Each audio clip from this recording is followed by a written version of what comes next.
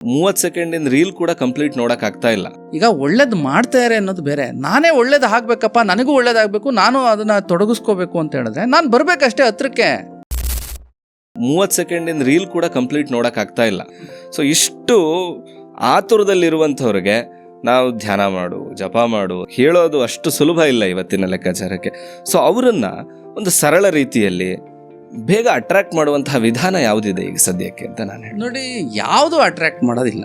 Actually ನಿಮಗೆ attract ಮಾಡುವಂಥ ವಿಚಾರಗಳು ತುಂಬ ಸತ್ವದ ವಿಚಾರಗಳು ಒಳ ಹೊಕ್ಕಿದ್ರೆ ಗೊತ್ತಾಗುತ್ತೆ. ಹೊರ ನಿಂತು ನೋಡಿದ್ರೆ ನಿಮಗೆ ಗೊತ್ತಾಗೋದಿಲ್ಲ. ವಿಚಾರಧಾರೆಗಳು ತುಂಬ ಇದ್ದಾವೆ.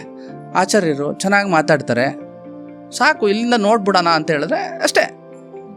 ಆದರೆ ಅದನ್ನು ಫಾಲೋ ಮಾಡೋಣ, ಅವ್ರಿಗೆ ಹೇಗೆ ಬಂತು, ಏನು ಕತೆ, ಅವ್ರು ಹೇಗಿದ್ದಾರೆ ಅನ್ನೋದು ಹೋದರೆ ಕಾಂಪ್ಲೆಕ್ಸೇ ಇರುತ್ತೆ.